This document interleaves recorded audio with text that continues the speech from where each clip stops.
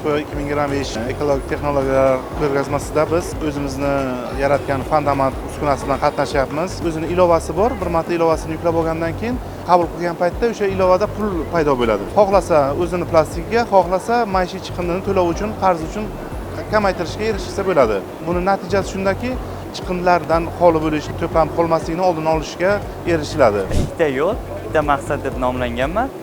Birinchi yo'limiz bu Fandomat orqali chiqindingizni olib keling va pul ishlang.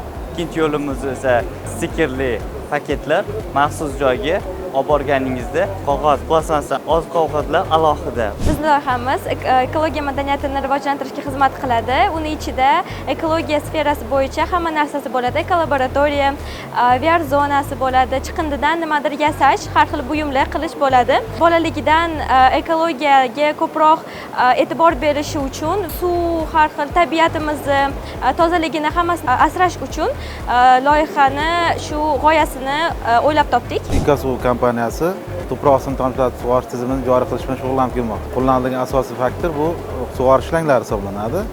Eski ballonlarni qayta ishlash orqali ishlab chiqariladi. Sug'orish shlanglarining ko'pgina afzalliklari bor.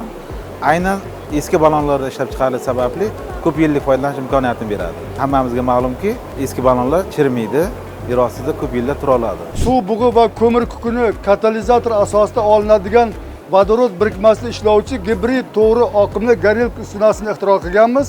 Uskuna sanoat chiqindilaridan foydalangan holda issiqlik energiyasi ishlab chiqaradi.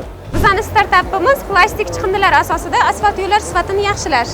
Ya'ni plastmassa baklashka hamda polietilen paketlar asosida biz asfalt yo'llar sifatini yaxshilayapmiz.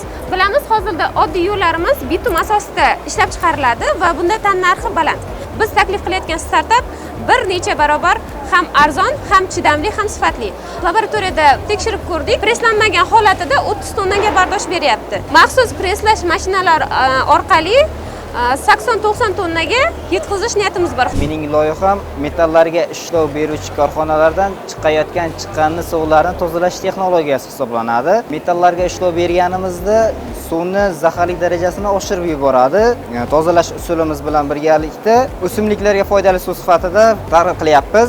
Expo orqali mana o'sha ekologiya vazirligining yordami bilan keng ommaga sug'orish shlanglarining tavsiyasini berish imkoniyati yaratildi. Korxonamiz 87 ta shu uskunada shartnoma imzolashga erishdik. Chiqindini qayta ishlovchi korxonalarni yoki granula holatida yoki chiqindi poligonini o'zidan olib kelish takliflar berilyapti.